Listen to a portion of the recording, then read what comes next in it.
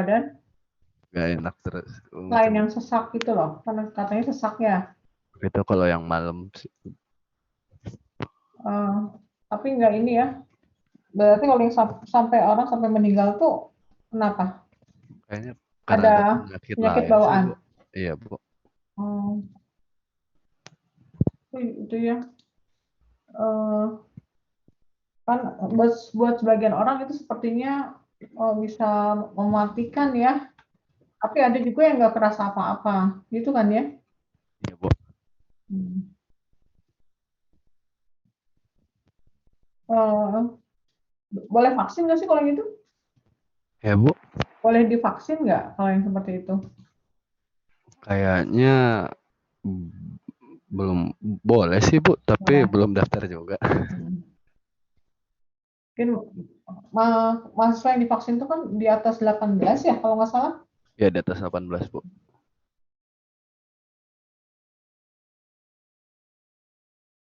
Itu eh, yang kena selain kamu ada lagi nggak teman yang deket-deket?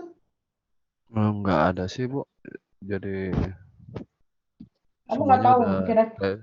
Mereka juga kan kira-kira yang kenanya di mana dekat-dekat gitu? udah. Wah, itu Hmm. nggak tahu sih, Bu. Soalnya saya kegiatannya cuma dari kosan, kadang cuma nge-GoFood doang, Bu, keluarnya. Hmm. Nggak pernah jauh-jauh gitu, Enggak, nggak pernah enggak, keluar. enggak Karena kalau di keluar. jalan kan ramai kan sekarang masyarakat udah pada jenuh mungkin ya. Iya, Di mall ya apa tetap aja ramai di supermarket kayak gitu. ya benar, Bu. Ya udah mungkin udah jenuh di rumah ya. Oke. Yang KP itu udah saya kasih tahu ya, jadi dibatasi per perusahaan itu tiga, karena biar biar rata gitu jumlah apa, biar semua perusahaan itu eh, biar mahasiswa bisa bisa KP di banyak perusahaan gitu. Karena mungkin kalau yang sekarang ada yang panik belum dapat ya nggak apa-apa tunggu aja ya, biasanya nggak ini kok. Nanti ada bulan-bulan tertentu perusahaan itu menerima gitu. Oke, sekarang bisa bisa lihat ini nggak PPT saya sebelum nanti saya tanya ya yang terkait dengan PR yang kemarin saya tanya. Eh, bisa lihat PowerPoint saya?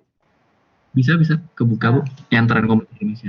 hmm, Bukan, permisi, saya ada ya, pertanyaan sebentar. hmm, Bu, kalau untuk si dosen pembimbing untuk yang kerja praktek, itu biasa nah, dibagi. nanti kampus saya menentukan nanti. Oh, oke, Mbak. Jadi nanti aja kamu udah mulai punya job desk, kan sekarang belum punya job desk kan? Ya, karena belum mulai. Kebanyakan. Nanti job desk sama kontraknya, eh, kan yang kontrak saya sebagai bukti minta disimpan, diposting di Google Classroom. Kemarin ya, saya minta ulang. Gak apa-apa, kamu langsung aja nyimpen di situ. Karena saya yang kemarin dikirim ke saya simpen, tapi biarin aja karena di sana kan ada CRC. Jadi yang ikut jadi people di sana di Google Classroom. Jadi lebih baik yang udah punya surat Tangan penerimaan, terimanya. ya disimpan di situ, dikirim Oh, ulang. jadi saya kirim ke Classroom juga sekarang. Ya, saya udah buat foldernya, Bene. Oh, boleh. Terima Jadi kasih. nanti saya ngelihat dari data situ, baru nanti saya nyusun uh, pembimbingnya. Termasuk saya biasanya suka nunggu job desk dulu. Jadi nanti pas kamu udah KP, kan sekarang belum ada yang KP. Ya, jadi pas nanti sudah KP di minggu ke satu atau kedua itu pasti pembimbingnya sudah ada, nama pembimbingnya ya. Oh, yang ini, Bu, Itu ya, surat ya. penerimaan magang bagi peserta. Ya, Tentukan di yang folder kontrak itu. kamu dari kapan sampai kapan? Ya, Nah, itu ya. Oke. maaf, Bu, maaf bisa nih, Bu. Tapi Ya. foldernya yang mana ya? Di sini saya nggak bisa Oh, buka. bentar, bentar, bentar. Eh, Sebentar. Cari roadmap yang di bagian surat penerimaan magang. Ada nggak surat penerimaan magang? Ada, tapi nggak ada tempat pengumpulannya. Oh, nggak bisa di situ. Ah, nggak bisa dikumpulin. Oh, nggak bisa. Saya juga Berarti saya, bentar ya. Saya edit, bentar ya. boleh.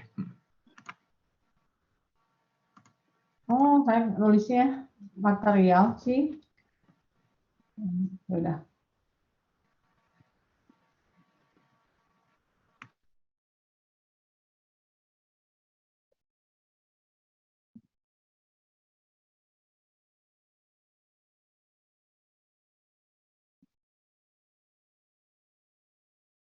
Ada due date, surat penerimaan magang. Coba sekarang bisa nggak Beni? Baik, sebentar saya coba sekarang.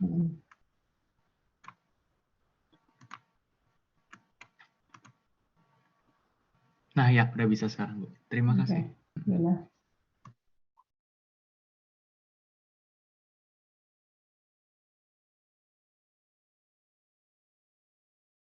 Oke, sekarang kita lanjutkan dulu ya. Nanti saya tanya terkait dengan apa yang sudah kamu cari. Kemarin saya sudah ngasih pertanyaan.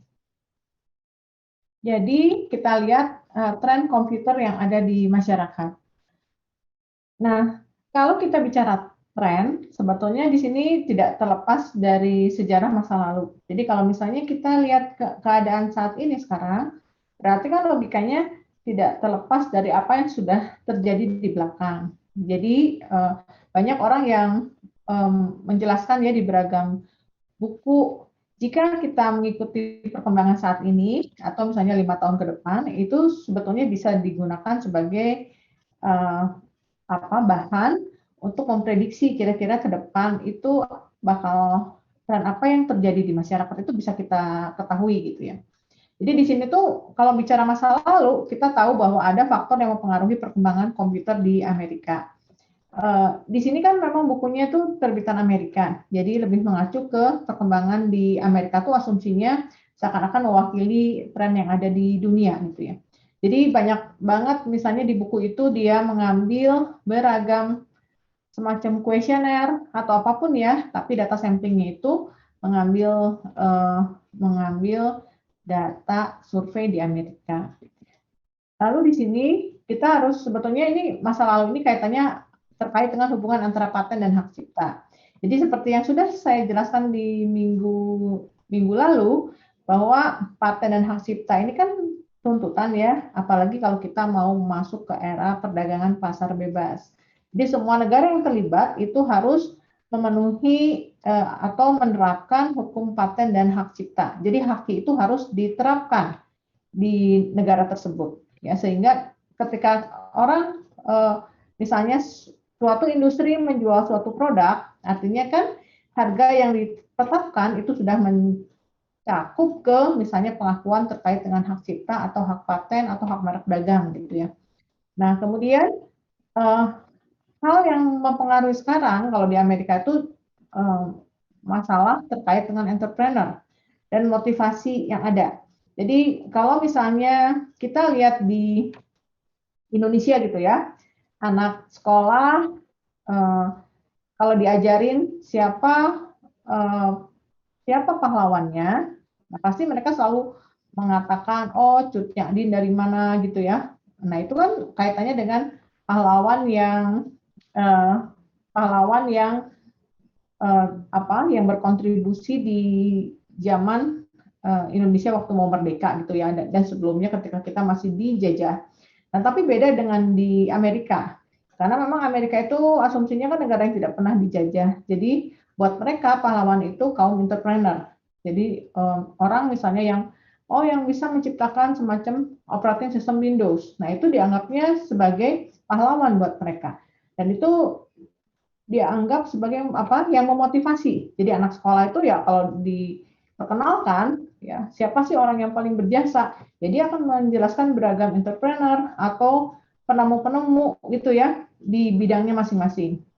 Nah kemudian ini kaitannya lagi kalau sejarah masa lalu ini terkait dengan pemanfaatan teknologi setelah Perang Dunia Kedua. Jadi pada saat Perang Dunia ke-1 dan Perang Dunia Kedua itu kan teknologi yang saling berlomba dikembangkan di setiap negara itu berbeda ya dengan setelah Perang Dunia Kedua. Jadi mungkin pada saat zaman dulu kan orang berpikir gimana cara bikin roket gitu ya. Atau kalaupun misalnya teknologi komputer yang dikembangkan itu algoritma untuk enkripsi data misalnya. Sehingga nanti kalau pesan-pesan rahasia dikirimkan itu kan bisa aman. Nah, jadi sebetulnya beda ya sasarannya setelah Perang Dunia Kedua. Jadi pada saat sampai Perang Dunia Kedua itu kan yang dikembangkan pesawat tempur gitu ya, atau tadi beragam senjata untuk berperang. Nah, tapi setelah Perang Dunia Kedua, malah tren yang dikembangkan itu perangkat dengan ukuran fisiknya yang lebih kecil. Ya, jadi orang mungkin mengenal beragam teknologi chips gitu ya, atau mengembangkan teknologi memori gitu kan, atau teknologi prosesor komputer.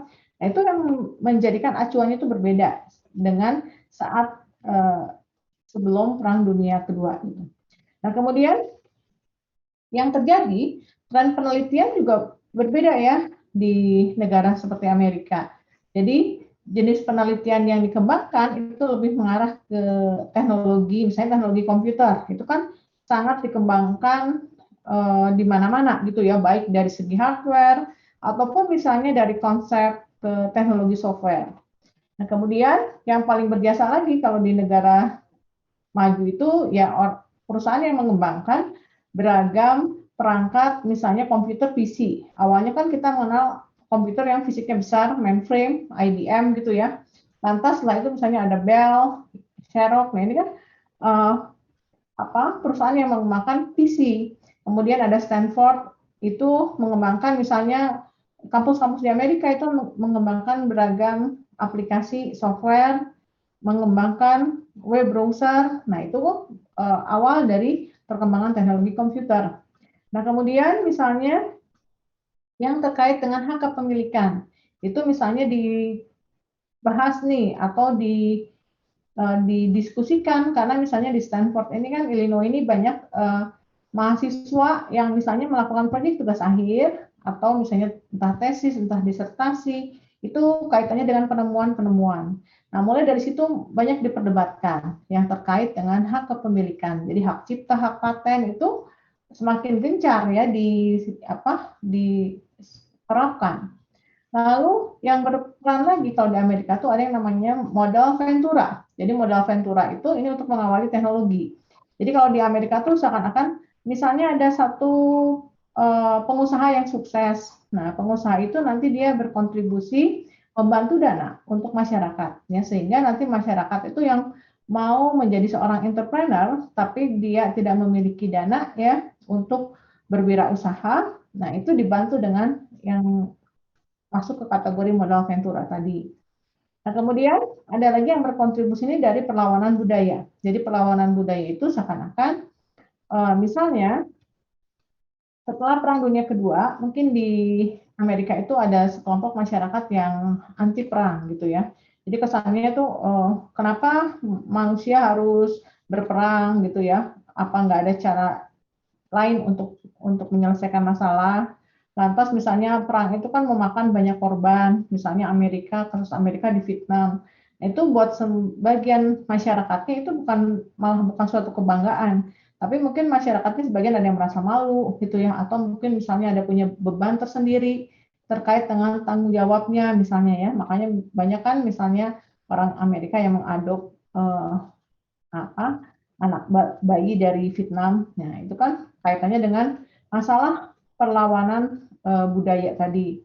Termasuk juga nanti kalau perlawanan budaya itu ada misalnya aplikasi yang terkait dengan haki. Nanti ada sekelompok orang yang juga berseberangan ya. Jadi ada sekelompok orang yang menentang. Jadi makanya ada kelompok yang nanti yang mengembangkan open source. Nah, itu kan sebetulnya kaitannya dengan perlawanan budaya. Nah, kemudian berikutnya yang dianggapnya paling berjasa ini tuh satu perusahaan seperti Microsoft dan Apple. Ini dianggap perusahaan yang paling berjasa ya terkait dengan perkembangan teknologi komputer. Nah, kalau berdasarkan data ya di sini misalnya kalau kita melihat dari data yang ada di sini seakan-akan bahwa ini per tahun 2018 dari data web yang menyediakan data statistik dan survei bahwa di situ seakan-akan proyeksi pertumbuhan ya di sektor teknologi yang global itu 5%. 5% itu kan mungkin ada beberapa negara yang memang secara teknologi dia sudah mapan dan mungkin ada juga negara lain yang masih berkembang. Jadi kalau dihitung rata-rata itu kurang lebih 5%. Ya, jadi kebayang ya. Jadi kita ngerti ibaratnya satu negara dia mau belanja negara, ya belanja di negaranya terkait dengan kebutuhan, ya berarti saya tahu bahwa dana untuk IT itu sebetulnya pasti dialokasikan itu cukup besar. Dan ini asumsinya bisa mendorong pertumbuhan itu lebih dari 7% per tahun. Jadi mungkin kalau orang bicara teori ekonomi, ya, kalau perkembangan di atas 7% itu kan sebetulnya perkembangan yang tinggi ya.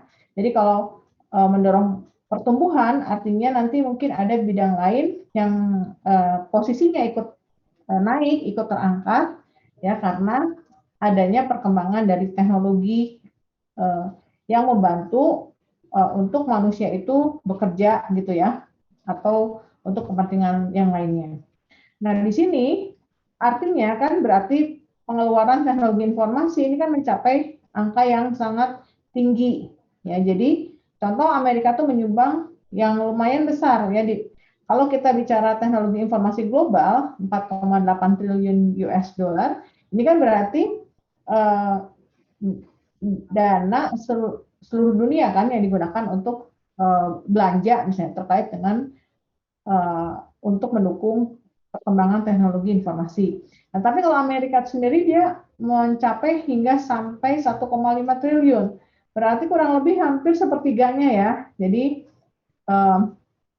kita bisa tahu gitu bahwa wajar kalau ada semacam buku yang menjelaskan Computer and Society, tetapi buku itu memang diterbitkan itu di Amerika karena ya terkait dengan data ya bahwa memang Amerika paling support di beragam bidang untuk mengimplementasikan teknologi informasi. Nah, di sini ada beberapa fungsi yang kritis ya dalam teknologi informasi. Jadi mungkin ada beberapa poin yang mau nggak mau bakal menyita perhatian ya terkait dengan perkembangan tadi. Jadi misalnya di sini masalah bagaimana mengelola informasi. Nah, itu berarti kan pasti ada satu hal yang dianggapnya sangat penting. Kalau kemarin data informasi paling gampang kita analogikan datanya kan masih konvensional. Tapi sekarang semua sudah datanya misalnya disimpan di server atau misalnya dalam bentuk blockchain. Nah, itu kan berarti sebetulnya banyak hal yang harus diatur, entah kebijakan atau apapun. Nah, kemudian yang kedua, misalnya ini yang terkait dengan layanan dukungan teknologi informasi. Jadi dengan adanya perangkat komputer, cara kita memberikan servis itu juga sudah berbeda ya, memberikan servis atau misalnya bagaimana orang itu berinteraksi, jadi melakukan transaksi, itu kan semua sudah berubah. Nah, poin yang ketiga, ini yang terkait dengan teknologi pendidikan. Jadi sekarang kan semua konten pembelajaran itu sudah banyak tersebar di internet. Kalau dulu mungkin orientasinya orang harus lulus, ya kamu masuk ke satu kampus, lulus, dapat ijazah dari kampus tersebut. Nah kalau sekarang kan sudah enggak ya, kamu bisa aja ngambil course di web yang kita di web yang menyediakan ya untuk pembelajaran online. Ya, ada Coursera dan masih banyak lagi yang lain. Baik yang free ataupun yang berbayar. Jadi yang sekarang dijadikan modal kalau orang belajar itu kan tidak mesti harus selalu ijazah dari kampus. Ya mungkin ijazah dari tempat lain pun sebetulnya masih bisa kita kejar ya untuk untuk mendapatkan pengakuan kan nggak mesti harus selalu dari kampus ya misalnya ketika kita akan bekerja. Jadi mungkin banyak sumber nih yang bisa kita kejar untuk dapat semacam misalnya sertifikat atau apapun. Nah kemudian yang berikutnya itu ada penelitian yang terkait dengan komputasi. Penelitian itu kan sangat banyak jenisnya ya. Misalnya contoh yang paling misalnya algoritma yang paling banyak berubah, paling banyak berkembang misalnya yang terkait dengan bioinformatika ya contohnya. Nah, itu kan berarti terkait dengan bidang penelitian ya untuk masalah komputasi. Jadi baik algoritma ataupun beragam perangkat keras yang dikembangkan itu kan sebetulnya hasil dari suatu penelitian. Nah kemudian mau nggak mau itu harus ada infrastruktur untuk berkomunikasi untuk pertukaran data, ya seperti media internet, itu kan harus ada semacam infrastruktur yang memadai, ya sehingga memudahkan tadi kita berkomunikasi, bertransaksi, atau bisa juga misalnya satu perusahaan, berarti kan dia harus memikirkan bagaimana infrastruktur yang bisa digunakan sesuai dengan kebutuhan. Ya, banyak nih contohnya, misalnya sekarang sudah umum orang berbelanja, bertransaksi secara online. Nah, berarti bagaimana tuh? Misalnya satu web toko online pada saat yang bersamaan aja kan itu transaksi pasti sangat tinggi ya. Apalagi kalau ada event-event hari belanja online nasional. Nah, itu kan aplikasinya jadi misalnya sering kalau kita gunakan jadi agak lelet gitu ya misalnya. Itu kan berarti harus dipertimbangkan dari sisi perusahaan yang terkait dengan infrastruktur. Lalu bagaimana kalau datanya ada yang membobol? Ini kan kaitannya dengan sistem keamanan. Dan lalu otomatis banyak beragam aplikasi yang dikembangkan ya. Contoh aja kalau di semacam CMS, Content Management System, itu banyak kan yang bisa digunakan untuk belanja online, untuk uh, hotel, untuk rumah sakit, untuk pendidikan, LMS. Jadi banyak banget aplikasi yang dikembangkan terkait dengan teknologi informasi. Jadi kebutuhannya tuh sudah sangat tinggi, beragam aplikasi itu dikembangkan, ya. Dan aplikasinya konsepnya sudah nggak seperti aplikasi zaman dulu yang hanya berbasis database. Tapi sekarang aplikasinya sudah aplikasi yang intelijen. Nah, yang berikutnya itu misalnya yang terkait dengan haki. Ya, haki itu kan dianggap hal yang sangat penting karena kita tahu sumber di internet itu kan amat sangat banyak. Nah, kalau memang tidak ada haki itu kan agak susah ya bagaimana perlindungan atau penghargaan terhadap kemarin itu hasil karya pemikiran seseorang. Nah, itu menjadi dasar pertimbangan ya terkait dengan perkembangan komputer tadi. Nah, sekarang ini ada pertanyaan nih, ya. Pertanyaan itu di sini tren teknologi apa yang akan berkembang di masa yang akan datang? Apa manfaat dan dampaknya, baik dari sisi positif atau dari sisi negatif? Nah, kemarin yang saya lihat yang mengumpulkan jawaban itu ada berapa orang ya? Mbak, siapa yang cerita dulu? Kira-kira apa? Nah, kalau kita lihat dari sisi yang ini, yang future trends ini kan paling nggak ada 9 poin. Nah, kira-kira yang udah kamu kumpulkan dari tugas kemarin, itu masuk ke poin yang mana? Mbak, yang udah mengumpulkan. Ada yang mau cerita giliran sebentar. Nah, karena kan di sini nama mata kuliahnya Computer and Society. Berarti Anda harus tahu nih apa dampaknya, pengaruhnya seperti apa. Baik dari segi teknologi mungkin karena Anda jurusan informatika atau dari sisi yang lain. Nah, lalu yang harus diketahui itu strategi apa yang harus disiapkan untuk mengatasi perubahan yang terjadi. Oke, coba kasih contoh satu. Nanti kalau strateginya kalau nggak tahu ya kita diskusikan saja. Coba yang pertama,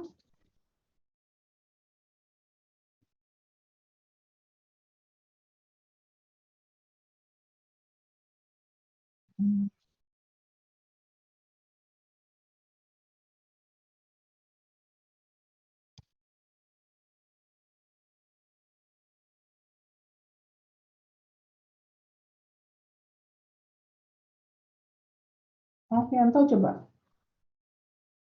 Mana Alfianto?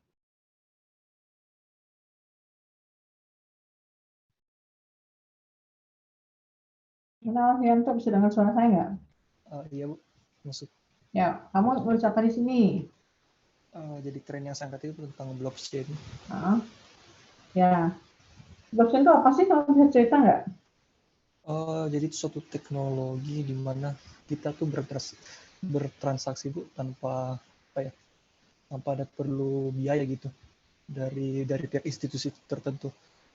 Karena blockchain ini kan Tanpa perlu biaya. Iya Bu. Transaksinya. Terus? Kenapa nggak perlu biaya? Karena si blockchain ini dibangun kayak sistemnya open source gitu Bu. Jadi bebas digunain gitu sama semua orang tanpa dipengaruhi oleh institusi tertentu. Kan misalnya kalau di dunia kita pengen transaksi itu kan butuh layanan dari perbankan. Nah, kalau pakai blockchain ini kita nggak perlu jadinya pakai layanan mereka. Jadinya otomatis gratis. Jadi yang menyediakan blockchain itu biasanya siapa? Ada apa ya, gerakan dari orang-orang, Bu, apa yang namanya bilangnya, ada kelompok komunitas yang pengen bebas gitu dari namanya biaya transaksi. Tapi kan berarti dia butuh infrastruktur juga kan? Iya, Bu, benar. Butuh infrastruktur, semua data disimpan di server, gitu kan? Iya, Bu, benar. Nah, malah kamu pernah dapat artikel nggak bahwa ternyata blockchain itu bisa menghabiskan banyak resource dibandingkan dengan konsep database yang terintegrasi. Oh, kalau untuk itu saya belum lihat sih, Bu, tapi secara keseluruhan saya lihat kayak gitu sih, Bu, blockchain cara kerjanya. Ya, tetapi kan trennya pun sekarang nggak lantas teknologi itu diterapkan di segala bidang, sebenarnya enggak kan? Iya, Bu, umumnya sih untuk finansial sih, umumnya sih transfer transaksi. Ya, baru hanya untuk finansial. Tapi teknologinya pun sebenarnya masih diperdebatkan kalau saya perhatikan. Karena kan itu semua data tuh disimpan bukan di satu server, tapi dia menyebar ke server manapun. Dan kalau kita mau bertransaksi seakan-akan itu akan mencari ke semua server yang terkait dengan satu blockchain tersebut. Jadi itu katanya bisa menghabiskan sekali banyak resource. Oke. Lalu yang kedua, ini cryptocurrency terkait dengan tren yang blockchain tadi ya. Nah, ini kaitannya dengan enkripsi data. Ini ada nggak bidang lain selain finansial yang menggunakan teknologi blockchain? Setahu saya sih, Bu, Pendidikan untuk ijazah validasi juga ada nggak? Untuk Oh, data iya, yang harus diproteksi? Oh iya, Bu, saya pernah dengar sih ada validasi untuk ini surat tanah gitu, kalau nggak salah ya. Karena kan Untuk sebetulnya data itu harus dijamin keaslian masalahnya ya. Iya, Bu, benar. Nah, cuman mungkin ini makanya kenapa blockchain itu nggak perkembangannya ya kita mengenal dari beberapa waktu yang lalu, tetapi bukan berarti teknologinya lantas bisa diterima di banyak kalangan. Kalau saya perhatikan juga enggak. Mungkin ini saya perhatikan sih masih dalam taraf penelitian ya, seberapa efektif kalau menggunakan blockchain. Sepertinya sih seperti itu. Oke, itu ya yang pertama. Lalu yang Benedik udah kembali belum? Ini bidang transportasi. Chris ya, kamu nulis apa di situ? Cryptocurrency, Bu. Berarti sama ya tadi, cryptocurrency. Konsep. Kamu cerita apa coba di sini? Cryptocurrency pakai blockchain, terus berkembang juga. Sekarang udah lagi berkembang juga itu sama dampak positif negatifnya, Bu. Positifnya apa? Kerahasiaan, memudahkan. Kalau transaksi internasional jadi nggak usah pakai pihak ketiga lagi, Bu. Jadi nggak usah pakai pihak bank, jadi nggak ada biaya tambahannya gitu. Kalau gitu, Kak, terkait dengan perlindungan konsumen ini gimana ya ibaratnya ya, kalau ada istilah perlindungan konsumen gitu? Nah itu, Bu, kekurangannya belum ada regulasi atau peraturannya, Bu. Jadi kalau ada kesalahan jadi belum bisa di-refund gitu kan. Kalau kayak di bank itu kan sebetulnya banyak biaya yang harus dikeluarkan, tetapi kan sebetulnya dana itu sebagian untuk melindungi konsumen juga kan sebetulnya. Misalnya, ya sebetulnya itu yang membuat mungkin jauh lebih mahal. Kalau negatifnya? Negatifnya itu bisa dipakai sama kriminal, Bu. Itu kalau kan jadi nggak kelacak, jadi Sampai pernah kasus nggak yang kamu baca artikel di internet?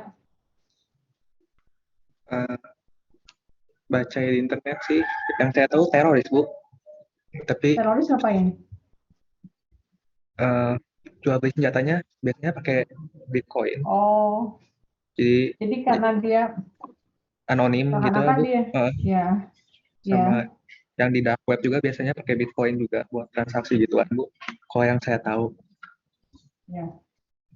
Hmm.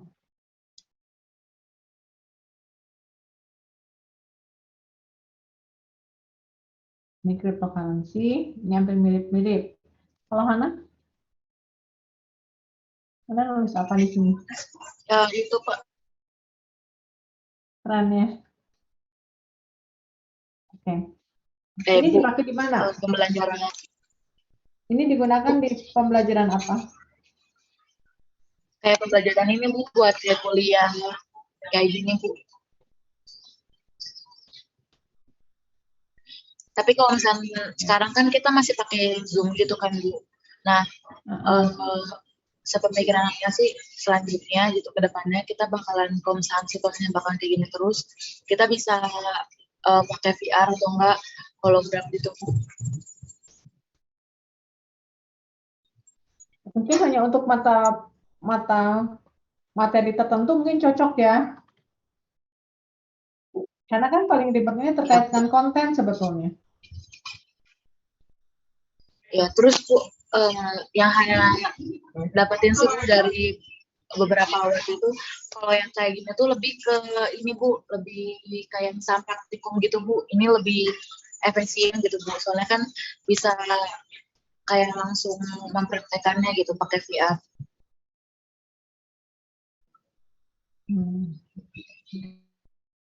Jadi untuk konten tertentu mungkin bisa ya sebagai alat bantu. Kalau Nicholas Anthony, kamu nulis apa di sini? Itu saya lihat dari artikel ada beberapa macam sih Bu.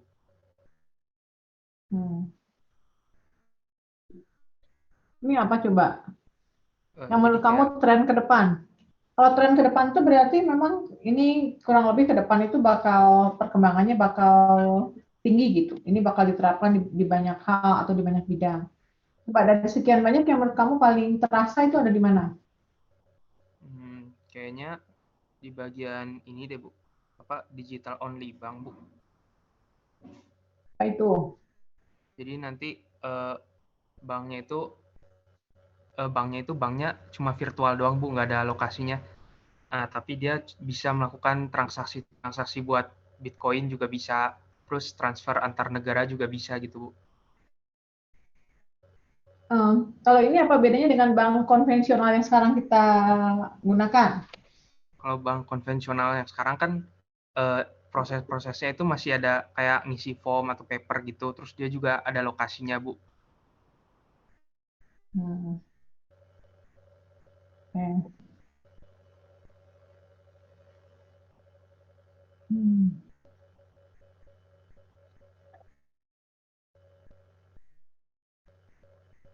Iya. Kalau Nicholas, Yanardi?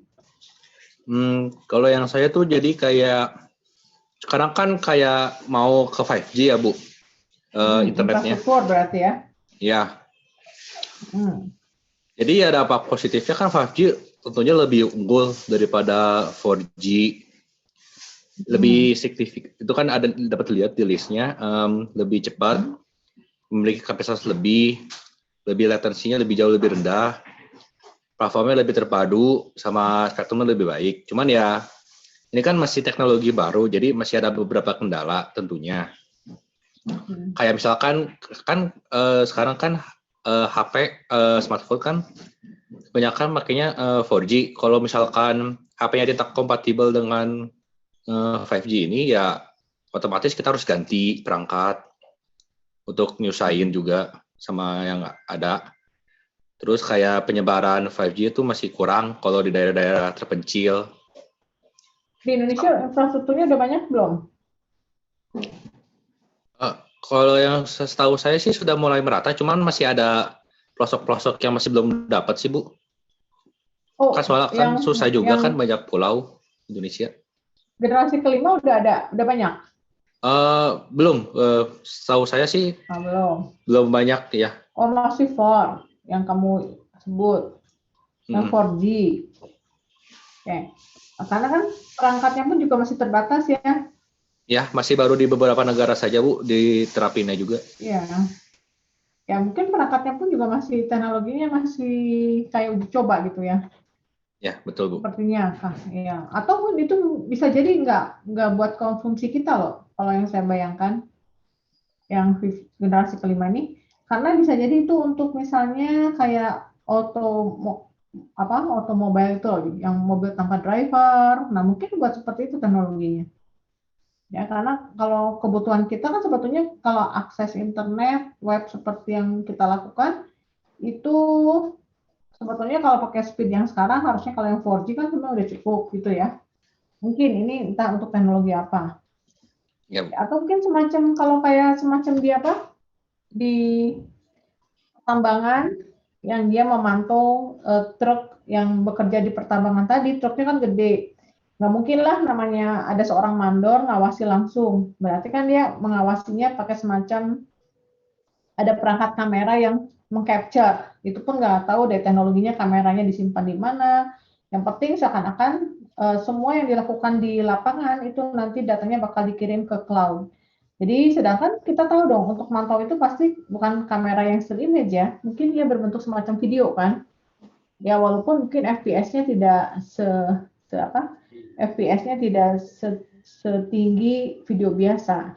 Cuman artinya malah itu yang mengembangkan yang Nvidia, yang teknologi semacam kedepannya computer vision, tapi dia buat memantau di satu lokasi pertambangan. Nah itu kan berarti dia butuh satu koneksi yang handal kan, ya? Ya, Bu. Yang ya, nah mungkin seperti itu. Oke, makasih. Ya, Mas Bu. Oke, kalau tadi Belin nulis apa di sini? Kalau yang saya tadi, saya untuk menjelaskan mengenai yang kayak autopilot di car Tesla sih sebenarnya kalau saya intinya dari situ. Ini tren ke depan bakal ini nggak bakal Automated digunakan transportation? di mana-mana? Iya, ini sudah kemungkinan besar Atau di mungkin masa untuk depan. ini ya, untuk transportasi perangkat tertentu ya? Kalau sebenarnya aku baca ini Bu, automated transportation ini yang aku pengen kenain di sini, maksudnya selain buat mobil, juga untuk yang kayak kemarin yang kereta juga yang saya bawain sama Niko, juga bisa untuk yang mulai kan sekarang itu pesawat yang pertama kali muncul autopilot, dan yang terakhir kali termutakhir di awal tahun ini ya Tesla Car sendiri. Kayaknya kalau pesawat sih udah campur tangan pilotnya kan udah sedikit, Ya. ya kan? Nah, cuman karena udah tantangannya kan agak lama sebetulnya, juga ya.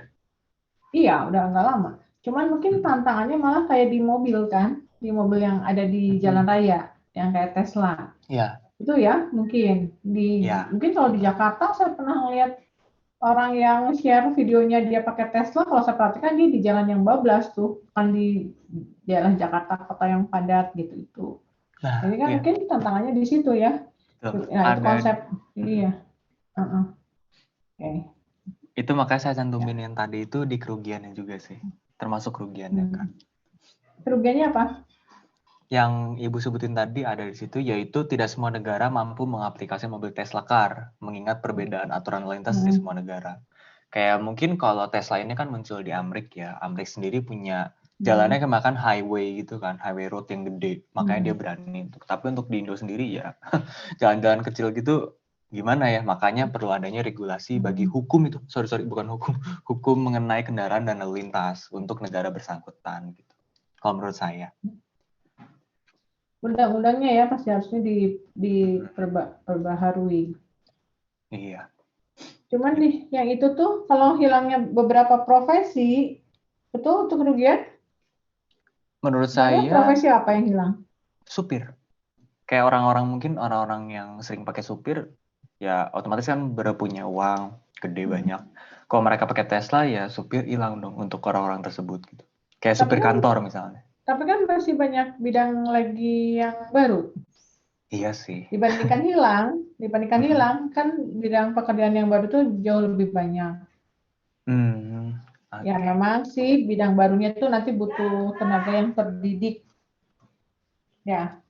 Kan tenaga yang kalau sekedar driver kan ibaratnya fisik, ya mungkin kalau nggak usah pendidikan tinggi gitu kan, yang penting dia punya skill, terlatih bawa kendaraan. Nah, mungkin kalau yang tes lagi itu kan beda ya, kalau misalnya masuk ke bengkel juga kan bengkelnya khusus gitu kan ya. Nah, sebetulnya kalau ada teknologi yang baru, kayak sekarang lah, kalau nanti kamu lulus pun bidang pekerjaan kamu nggak hanya sekedar istilahnya programmer gitu kan. Nah, yang terkait banyak banget bidang dengan istilah-istilah yang baru. Mungkin ada semacam apa, data analis gitu kan. Lalu programmer tuh udah dibagi-bagi kan, mobile, web. Nah, itu kan sudah banyak banget. Jadi sebetulnya bidang yang baru juga banyak. Cuman ya mungkin tadi itu membutuhkan tenaga yang terdidik, lalu kita siap nggak gitu ya Indonesia untuk mengisi kekosongan. Karena kan kita tahu ya kalau misalnya kayak jenis pekerjaan database administrator yang paling banyak tenaga yang handal dan murah ini kan orang India ya. Karena memang masyarakat di India tuh keinginan untuk belajarnya jauh lebih tinggi. Ini fakta ya dibandingkan dengan negara seperti Indonesia.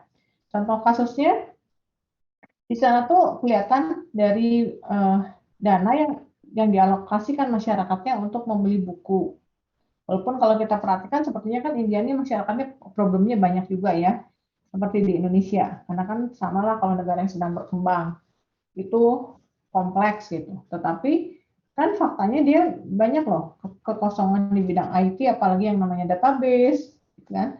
Itu selalu diisi oleh orang India dan mereka tuh keahliannya tuh umumnya jauh lebih tinggi dibandingkan orang Indonesia dan yang pasti dia mau dibayar murah gitu. Apalagi kalau dibandingkan sama tenaga yang asing ya, orang dari barat sana mungkin dia kan standar gajinya tinggi. Nah, tapi kalau orang India itu lebih rendah gitu. Itu masalahnya. Jadi ya sebetulnya nanti ya itu tadi terkait dengan kekosongan untuk keahlian tertentu. Oke, itu ya. Ya. Terima kasih. Nah, mungkin kalau kita lihat yang ini, yang berikutnya ya, yang berikutnya itu kita udah lihat ya tren teknologi seperti apa. Kemudian,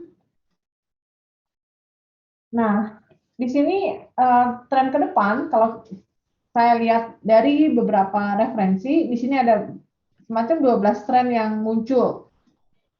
Ini kaitannya dengan bidang bisnis dan bidang tata kelola nih government.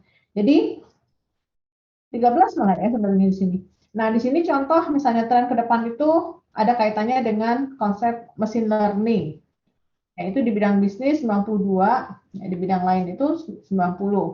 Lalu IoT, Internet of Things, itu kan tinggi ya, terutama untuk bisnis. Kemudian tadi blockchain itu untuk bisnis itu tinggi.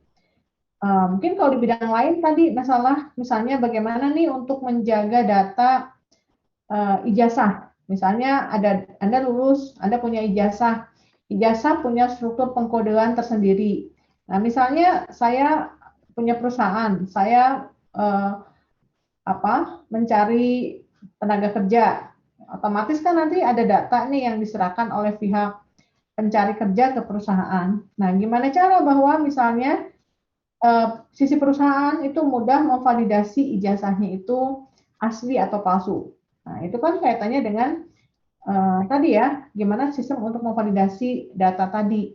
Sehingga misalnya ketika kamu menyerahkan ijazah, nanti saya bisa ngecek ke sumber yang resmi bahwa ijazah yang kamu sodorkan itu ijazah yang asli. Nah, itu biasanya kaitannya sedang diperdebatkan tadi, gimana kalau datanya bisa disimpan dalam bentuk blockchain. Cuman ya itu tadi masalahnya ribet, seakan-akan ya semua server itu harus bisa menyimpan data. Jadi kalau ITHB misalnya menerapkan blockchain untuk ijazah, berarti dia harus punya satu server yang menyimpan data blockchain. Nanti dan data itu seakan-akan bisa tersebar gitu ya, bisa tersebar ke semua server. Sehingga nanti kalau ada permintaan itu bakal dicari ya, akan dicari node-node-nya ke server yang paling cepat memberikan hasilnya.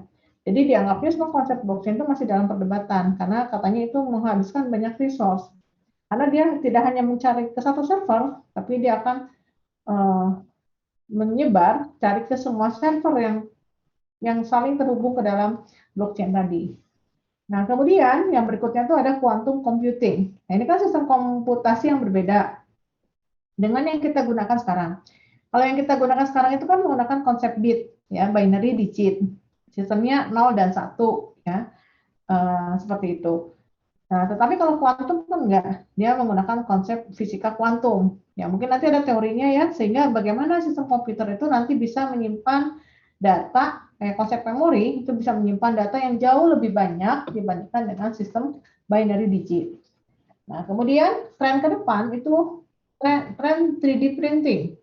Jadi ini kan memudahkan orang untuk bekerja. Kalau misalnya zaman dulu mungkin kalau kita butuh komponen tertentu, kita kan harus nyari ke toko ya. Oh, kamu butuh satu skrup gitu. Mau nyari ke toko kan susah, harus ukurannya pas dan lain-lain. Nah, kalau 3D printing ini asumsinya memudahkan orang membuat desain dan kita bisa membuat komponen sendiri ya sesuai dengan kebutuhan. Nah, kemudian ada robotik. Jadi ada konsep robotika yang digunakan di banyak kalangan. Ya, mungkin bisa digunakan di bidang bisnis atau di bidang government. Kalau misalnya contoh robotik itu kan kemarin patokannya, kalau sistem robot digunakan itu biasanya untuk pekerjaan tertentu, ya misalnya pekerjaan yang berisiko. Jadi kalau kita menggunakan tenaga manusia itu misalnya kurang humanis, itu bisa diwakili oleh robot.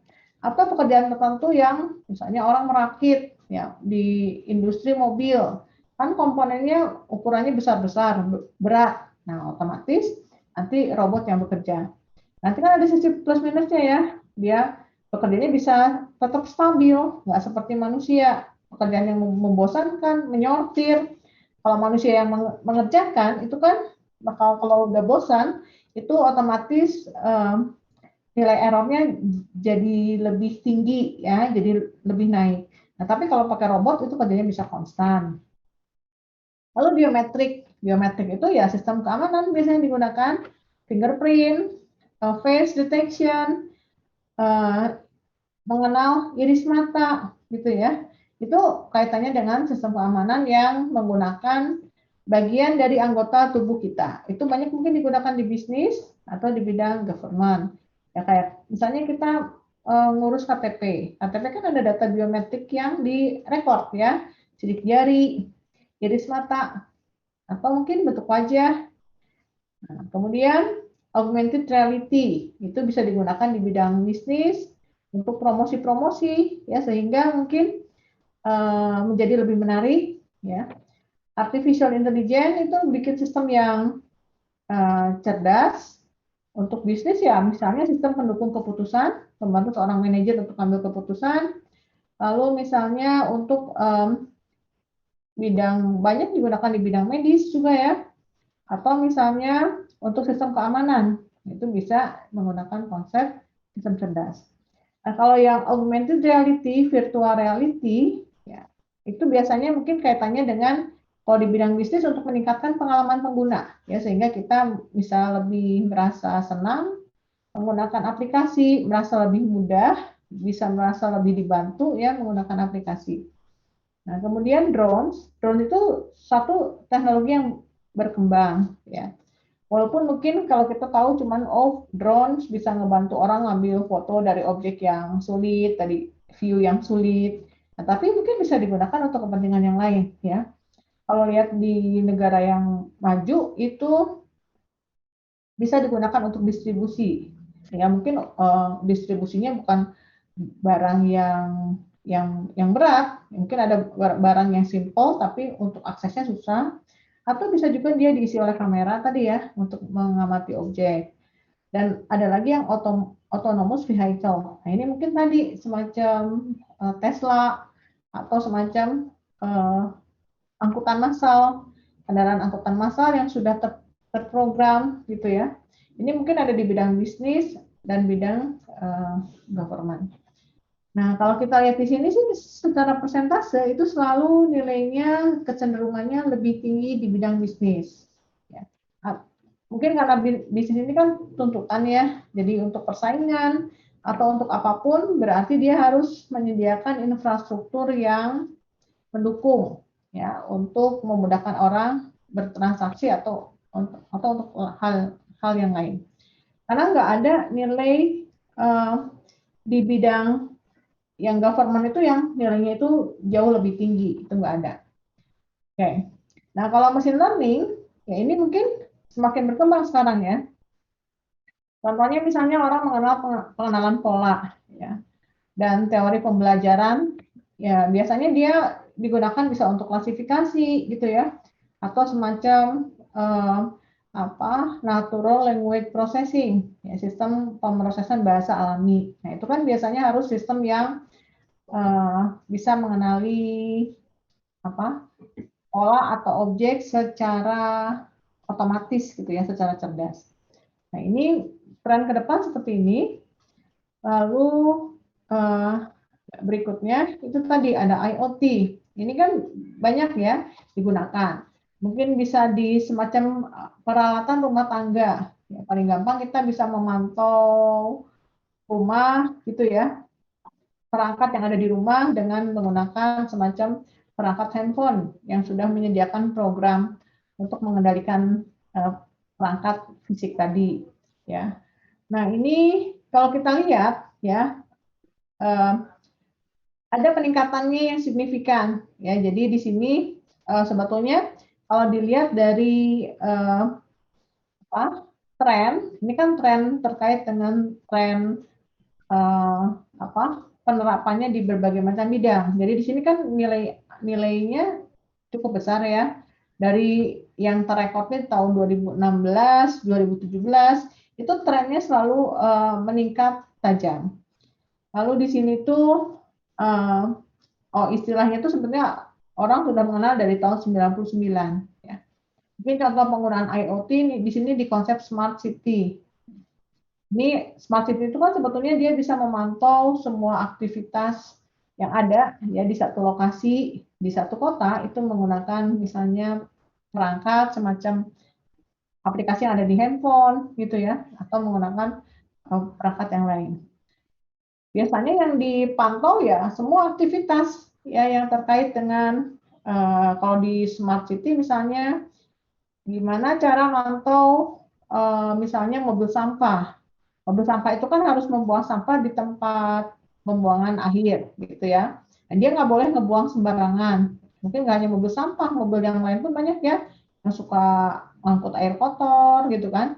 Itu kan harus ada tempat pembuangan. Nah, kalau ada satu petugas yang nakal karena dia mungkin males, ya bisa aja dibuang ke tempat yang tidak semestinya gitu ya. Misalnya diambil dari satu lokasi, pindahin aja ke lokasi lain, tapi bukan di pembuangan akhir. Nah, itu kan sebetulnya bisa mantau semua aktivitas angkutan tadi gitu ya. Nah, kemudian tadi yang blockchain. Ini kan katanya rantai bloknya itu terus berkembang. Jadi seakan-akan teknologi yang dikembangkannya itu semakin banyak digunakan. Ya, entah jumlah data yang terkait dengan blockchain semakin banyak, atau nanti bidang yang dikembangkan juga melibatkan beragam jenis data yang lain. Ya, contoh katanya kemarin yang distribusi vaksin, itu ada satu perusahaan yang memang mungkin terkait dengan pemerintah ya, dia yang mengembangkan teknik untuk distribusi vaksin tadi. Ya, karena vaksin itu kan gampang-gampang susah ya. Jadi harus tahu nih kebutuhan di masyarakat berapa, terus berapa banyak vaksin yang harus didistribusikan, bagaimana misalnya untuk memvalidasi ya bahwa vaksin ini bisa jadi kan, misalnya ini vaksin ini kan harus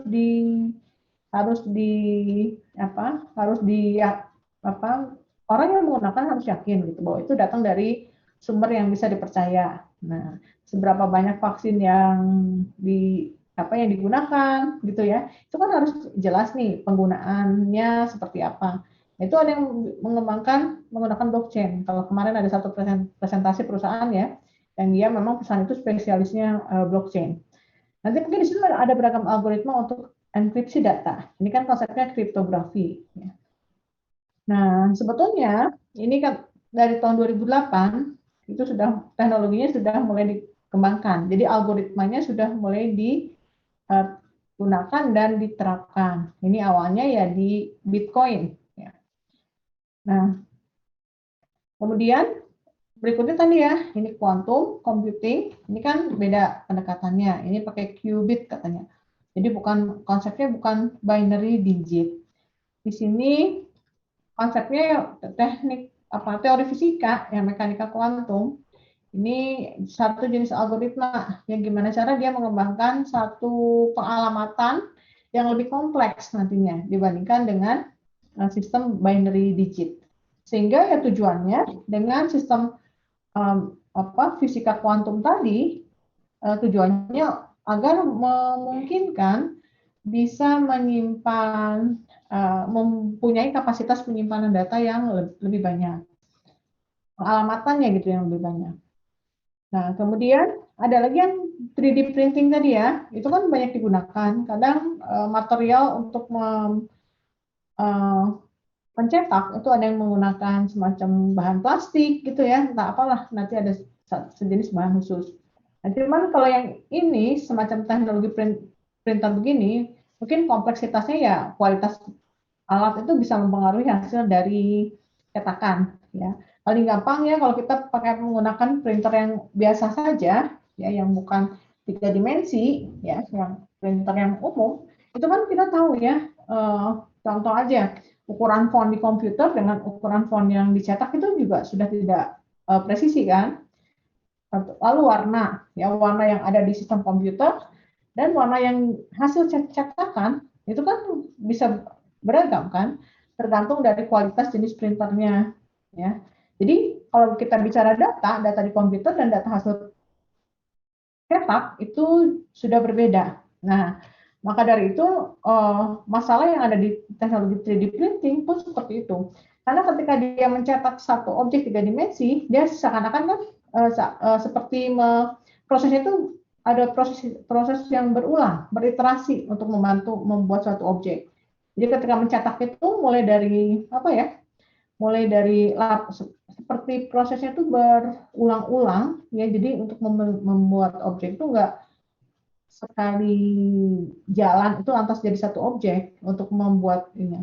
Jadi dia seakan-akan ada pengulangan dari lapisan yang paling tipis, nanti diulang lagi ya, terutama untuk menghasilkan bentuk yang rumit ya, 3 dimensi yang rumit. Karena kan asumsinya objek yang ada di desain di komputer itu kan ada ukuran-ukuran ya.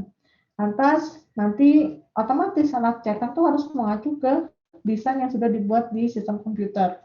Dan ukuran ini kan nanti dia memiliki bentuk 3 dimensi ya. Mungkin bentuknya kalau yang simple ya, mungkin nggak printer yang murah di pasaran itu sudah bisa mendukung gitu ya kalau hanya membuat objek yang simple. Tapi kadang ada bentuk yang rumit gitu ya, 3 dimensi yang bagian tengahnya itu misalnya ada lubang-lubangnya gitu ya, semacam kayak pahatan atau ukiran 3 dimensi. Nah, itu kan susah ya terkait dengan ukuran-ukurannya gitu.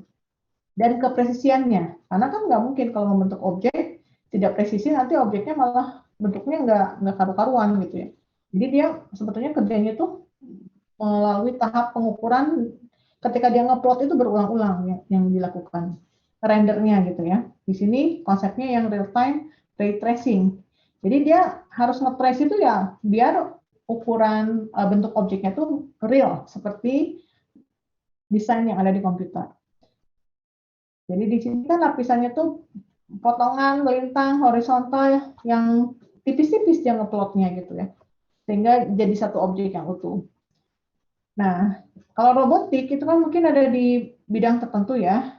Ini kaitannya kalau kita lihat sebuah robot, itu kan kalau bicara di teknologi komputer ini di sini sudah banyak disiplin ilmu yang ada di situ ya. Ada kecerdasan buatan, AI ya. Robot ini kan mekanik elektronik. Jadi di sini mekatronik gitu. Lalu ada banyak teknologi di sini ya. Di sini dikatakan tumpang tindih, elektronik, ilmu komputer, kecerdasan buatan, mekatronik, nanoteknologi, dan ada bioengineering. Ini kan berarti kebayang ya, kalau kita lihat semacam satu robot Asimo, atau misalnya ya robot yang punya Honda itu ya, dia kan bisa bisa melakukan gerakan dengan akurat yang tinggi. Lalu dia bisa memproses bahasa alami. Jadi kalau ada orang yang berbicara, dia bisa paham. Lalu kalau beberapa orang yang berbicara bareng-bareng, nah robot itu dia bisa membedakan. Oh, itu ada 3 orang yang berbicara pada saat yang bersamaan. Nah, itu kan berarti ada konsep NLP-nya, ya. Lalu ada computer vision. Jadi di situ banyak bidang ilmu yang membangun satu robot. Di sini kemudian, nah kalau biometrik ini kan gambar misalnya semacam hand, palm, telapak tangan, lalu face, lalu misalnya retina mata. Ini kan kompleks juga di sini sebetulnya, karena di sini ada pengukuran, analisis statistik ya, tentang karakteristik fisik dan perilaku orang. Ini biasanya untuk mengidentifikasi, fingerprint kan mengidentifikasi. Bisa juga digunakan untuk mengendalikan akses, ya, mengidentifikasi individu ya, yang berada di bawah pengawasan. Jadi kalau misalnya ada di kepolisian, kan fingerprint kita direkod ya, direkam. Ya ibaratnya kalau orangnya mau kabur, kemana ya silahkan. Tapi kan kalau nanti misalnya ada yang diidentifikasi apakah itu orang yang dicari atau enggak, nanti bisa dicek datanya ke data biometrik. Gitu. Nah lalu di sini mengidentifikasi biometrik tergantung pada karakteristik fisiologisnya atau karakteristik pelaku. Dan di sini kan nanti banyak ya data yang dari dari tubuh seseorang yang bisa diidentifikasi. Wajah ya banyak algoritma yang dikembangkan ya. Jadi wajah nanti misalnya ada orang yang di foto nggak ada kumis, nggak ada jenggotnya, tapi ketika misalnya diidentifikasi berikutnya dia ada jenggot, ada kumisnya. Nah, tetapi kan algoritma sekarang dia bisa mengenali itu wajah siapa. Sidik jari juga keren sekarang ya. Semacam di handphone tuh, kita ngambil sampel dulu. Nah, kalau ketika ngambil sampel, kalau data belajarnya dianggap masih kurang, dia selalu masih tahu nih ada barnya. Oh, jadi kita belum cukup untuk direkord. Nah, itu kan maksudnya dia sedang mengenali kan. Nah, setelah itu ya dia bisa mengenali sidik jari kita dengan akurasi yang baik, yang tinggi. Lalu ada lagi misalnya hand gesture, ini geometri jari, itu bisa. Hand gesture itu ketika kita bergerak, itu bisa mewakili fungsi-fungsi mouse, atau ketika orang berinteraksi dengan sebuah interface, bisa menggunakan gesture. Ada lagi pengenalan indis mata, pengenalan vena, ini biasanya kaitannya dengan penyakit tertentu. Lalu retina mata kita, ya, pengenalan suara. Suara itu kan akurasinya tinggi. Suara itu sebetulnya datanya unik, ya, sama dengan iris mata.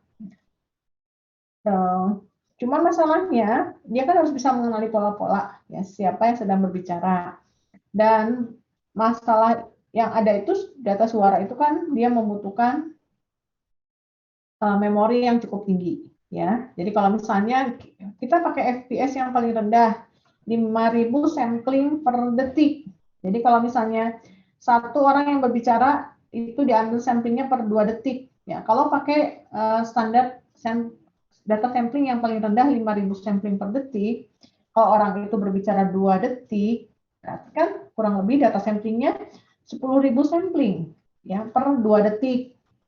Nah, tapi kalau sampling satu orang itu diambil sebanyak masing-masing 10 sampling, ya berarti berapa coba? Ya 10.000 sampling dikali 10 untuk satu orang. Ya, dan kadang ketika ngambil sampling suara itu kan bisa jadi apa yang diucapkan itu bisa berbeda-beda. Ya, misalnya mengucapkan kata pertama, mengucapkan kata kedua, 2 kata aja yang harus diucapkan. Misalnya masing-masing 5 sampling dikali 5 kali 2 10, 10 dikali satu sampling itu 5.000 per detik. Jadi kalau 2 detik 10.000. 10.000 dikali 10, nih, itu untuk satu orang. Jadi kebayang ya, kalau dalam satu database itu ada berapa orang, itu bakal amat sangat besar. Nah kalau DNA ini jadi satu tren ya untuk mengenali siapa orang itu. Jadi untuk mengenali seseorang itu sebetulnya udah bukan dari data KTP dan lain-lain. Nah mungkin paling akurasi ini dari data DNA. Kalau sebelum mengenal teknologi komputer untuk mengenali karakteristik DNA seseorang, itu katanya kalau dianalisa manual itu butuh waktu 3 bulan untuk satu orang. Nah, tapi kalau adanya aplikasi teknologi komputer yang semakin canggih, dia bisa mengenali pola-polanya itu jauh lebih cepat. Nah, cuman masalahnya ini kan teknologinya masih sangat berkembang. Nah, seperti apa sih sequence DNA? Lalu data yang harus di-capture per satu orang itu seberapa banyak? Ya, karena kan karakteristik seseorang itu identik banget kalau dilihat dari sequence DNA-nya. Termasuk misalnya kalau orang itu nanti mengalami sakit, ya sakit, obat apa yang cocok, itu kan dilihat dari karakteristik DNA-nya bisa diketahui, ya karakteristik orang itu seperti apa. Jadi kalau misalnya kita batuk nih, kita beli obat di warung, itu kan obat yang obat yang default lah, itu bukan obat yang dengan pola-pola khusus sesuai dengan karakteristik DNA seseorang. Nah, seakan-akan kalau ada database DNA kan dokter itu bisa bikin resep yang khusus ya berdasarkan pola DNA-nya. Kalau sekarang kan kita flu ya minum obat sembarang aja ya, yang penting sakit kepala hilang misalnya. Tapi nggak pernah tahu bahwa orang itu misalnya punya karakteristik, oh ini jantungnya sebetulnya dari pola DNA-nya tuh dia punya karakteristik mungkin jantungnya bakal lemah gitu ya, atau anggota tubuh yang lain tuh bakal seperti apa. Nah itu kan sebetulnya bisa dipelajari ya dari struktur DNA-nya. Nah kemudian bisa mengidentifikasi seseorang. Di sini misalnya dari gaya-gayanya, stylenya, pola mengetik, gaya berjalan, dari gestur-gestur yang lain itu asumsinya kita bisa mengenali seseorang. Nah, ini kan keren ya kalau bisa seperti itu ya. Kalau gestur bisa mengenali, berarti kan dia harus tahu key join-nya. Ya. Kalau manusia itu kan harus melihat key join itu misalnya titik hubung di antara organ tubuh yang ada. Nah, kalau orang berjalan bisa mengenali gerakan itu seperti apa. Oh, misalnya dari gerakan ayunan tangan, gitu ya, gerakan pundak, tubuh manusia kalau seperti itu nanti dideskripsikan dia punya key joint. Jadi antara telapak tangan dengan lengan ada titik hubungnya. Nanti lengan bawah dengan lengan atas itu ada titik penghubung. Nah itu kan key joint-nya. Nah itu nanti yang dianalisa sebetulnya untuk mengetahui ya, mengidentifikasi perilaku. Karena nanti dari gerakan itu nanti bisa diketahui orang itu sedang ngapain. Lalu ada yang lain tadi ya, augmented reality. Ya, ini tujuannya untuk meningkatkan sesuatu. Jadi kalau dilihat di background di belakang tuh objek yang real ya, lantas kita menambahkan objek yang lain ya untuk memvisualisasikan. Ini biasanya nanti ada konsep grafiknya. Ini kan kayak objek vektor ya, bisa ditambah dengan suara. Kita menambahkan elemen digital ke live view yang menggunakan kamera smartphone. Nah, mungkin ada di semacam game yang pernah top ya, Pokemon Go. Walaupun ya mungkin terlalu banyak menghabiskan resource ya gamenya sehingga mungkin sekarang udah kurang begitu populer.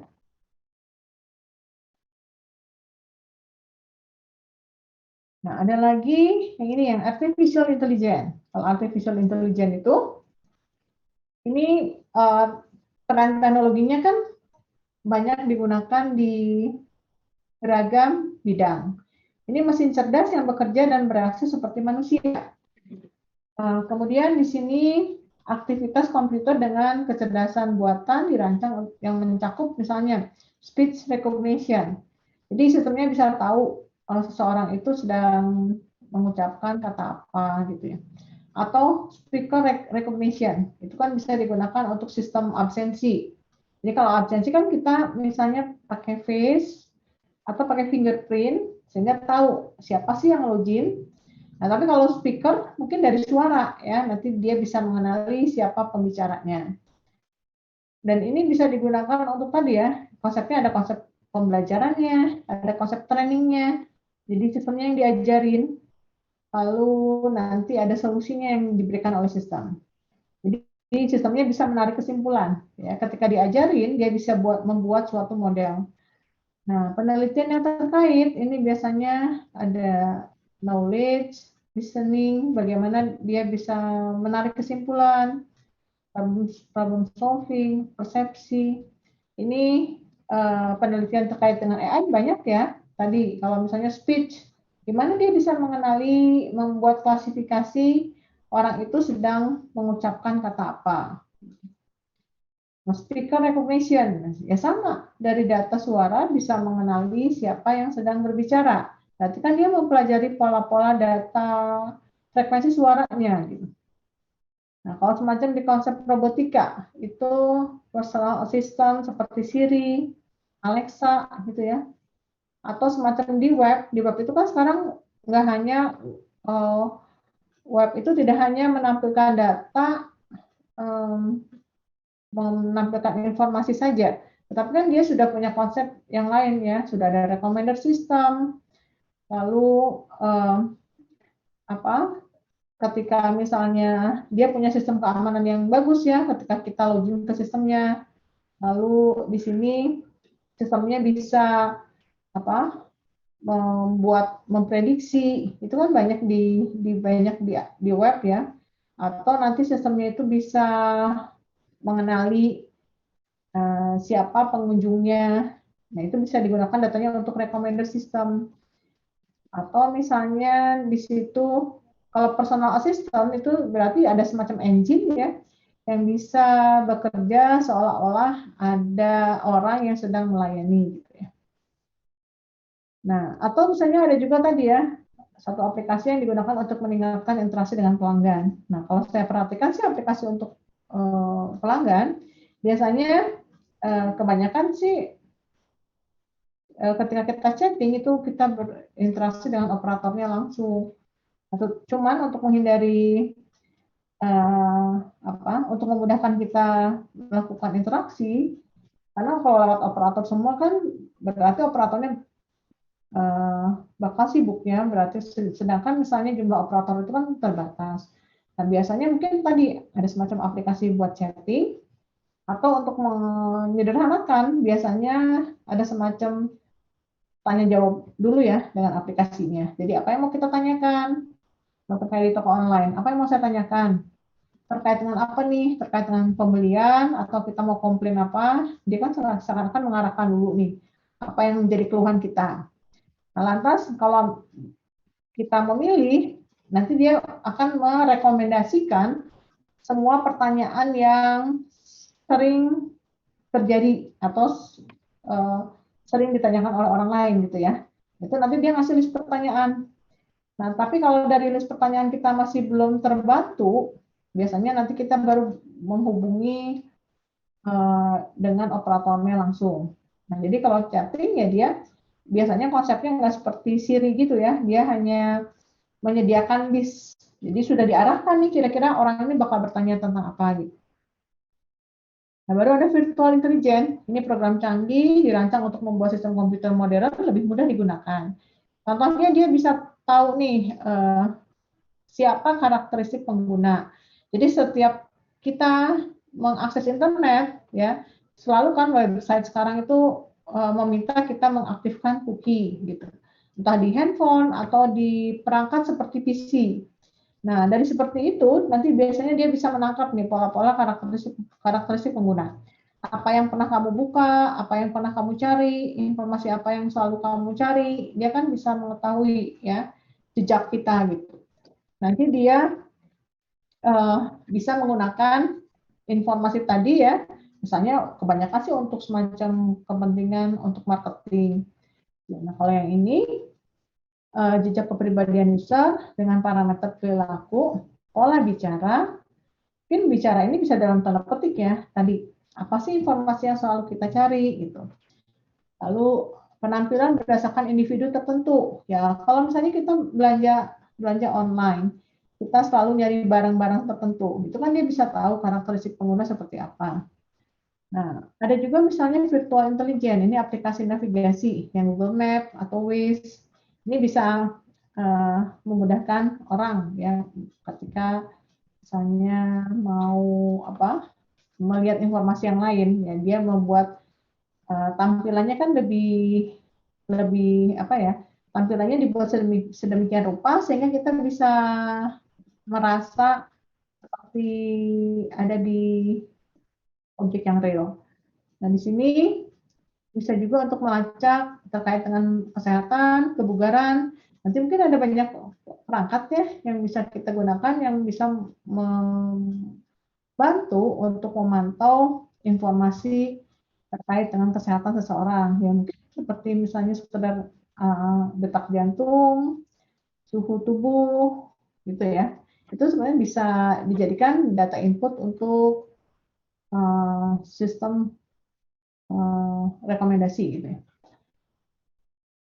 Nah, kemudian ada lagi yang virtual reality. Ini untuk meningkatkan pengalaman pengguna, untuk menutupi dunia nyata sehingga pengguna percaya dan menganggap itu betul-betul real. Jadi kita sebenarnya ada di satu lokasi, bukan di lokasi yang real. Nanti ada beragam perangkat yang membantu ya untuk meningkatkan immersive experience tadi. Seakan-akan ini kita ada di satu lokasi yang real. Oh, kamu misalnya belum pernah melihat air terjun Niagara gitu ya. Nah, kita kan bisa dengan bantuan alat perangkat yang khusus sehingga kita merasakan lingkungan yang sudah diskenariokan. Di sini dia bekerja dengan banyak indera sebetulnya. Di sini medianya melalui 2 dari 5 indera. Jadi terutama melalui vision, penglihatan, dan suara. Jadi dikasih efek-efek tertentu sehingga dari sound tadi ya, sehingga nanti menganggap bahwa itu objek yang real. Nah, kalau penglihatan itu kan bisa jadi diambil dengan menggunakan perangkat yang khusus tadi ya, yang Oculus Rift dan masih banyak lagi yang lain. Ini kategorinya simulasi lingkungan nyata untuk pelatihan atau pendidikan. Mungkin virtual reality ini digunakan juga semacam untuk orang yang belajar jadi penerbang, pilot gitu ya, masuk ke kayak merasa dia masuk ke kokpit gitu kan, atas merasakan seperti dia real benar-benar menerbangkan pesawat gitu ya. Atau di beragam aplikasi game itu biasanya digunakan. Nah, nextnya tadi drone, ini kendaraan otonom menggunakan remote control gitu ya. Lalu di sini mungkin sebetulnya konsepnya sudah jauh-jauh hari sudah ada orang yang menggambarkan. Jadi ada nanti next ke depan itu bakal ada perangkat seperti apa gitu ya. Nah, ini teleautomation, mengendalikan perahu kecil dari jarak jauh menggunakan frekuensi radio. Nah, ini contoh Nikola Tesla tahun 1898. Lalu ini banyak ya, jadi terutama mungkin awalnya sih terkait dengan bidang militer, karena ini kan penggunaannya jelas ya, untuk misalnya kendaraan tanpa awak. Ya, misalnya jadi kan semacam pesawat mata-mata, itu kan tanpa awak. Nah, itu kan konsepnya sama seperti autonomous mobile, tapi ini kan di pesawat ya. Jadi pesawat tanpa pilot, autopilot. Ini mungkin perangkatnya kecil kan sebetulnya, tapi nanti mungkin ditambah dengan semacam alat seperti kamera dan lain-lain. Nah, itu digunakan untuk capture objek. Nah, tapi bisa juga digunakan di sini untuk semacam latihan, untuk mengetahui katanya sasaran militer. Nah, baru ada autonomous vehicle. Ini kaitannya dengan teknologi sensor dalam kendaraan untuk mengontrol, menjelajah yang adaptif. Jadi dia bisa menyesuaikan sesuai dengan posisinya, lokasinya. Lalu di sini, ya berarti intinya dia ada sistem konsep navigasi ya. Nah mungkin navigasi ini yang butuh 5G tadi. Jadi komunikasi internet yang broadband yang stabil. Dan di mobil itu kan dia banyak sensor yang digunakan ya, sehingga dia bisa autonomous car, self driving. Nah mungkin masalahnya di sini nih tadi ya, gimana kalau ada pelanggaran? Ini berarti kan undang-undang harus disesuaikan. Lalu masalahnya lagi dengan asuransi, ada nggak asuransi yang sudah memperbaharui aturannya sehingga nanti misalnya mobil semacam autonomous car itu bisa diasuransikan. Nah yang ini yang konsep yang Hyperloop ini, dia seakan-akan ke depannya bakal jadi tren masa depan transportasi massal. Ya kalau massal itu sebetulnya saya rasa nggak masalah ya. Kayak kereta cepat itu kan dia hanya bergerak di rel yang sudah dibuat. Ya beda kan dengan mobil ya. Kalau mobil kan asumsinya dia bisa menjelajah kemanapun. Tapi kalau mungkin transportasi massal, dia bisa bergerak kemana itu kan sebetulnya lingkupnya dibatasi gitu. Mungkin ya cocok sih transportasi massal.